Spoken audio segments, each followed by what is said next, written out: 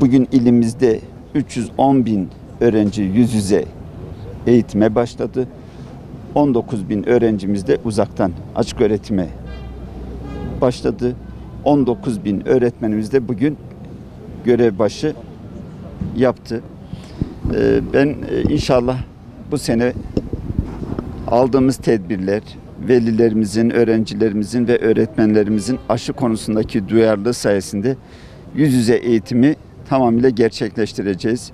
Biz bütün hemşerilerimizi aşı konusunda duyarlı olmaya, hayatın normale dönmesi için, çocuklarımız için, esnafımız için lütfen aşı olalım.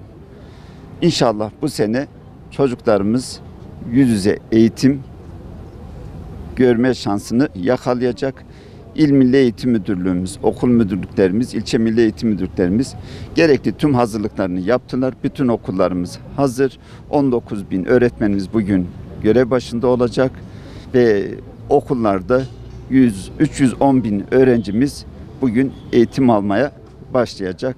Hepsine başarılar diliyoruz ve aşı konusunda tekrar vatandaşımızı duyarlılığa davet ediyorum. Aşı etmeye inşallah bu sene hep yüz yüze eğitim göreceğiz yani. Döner yani. Aşı olursak problem kalmayacak.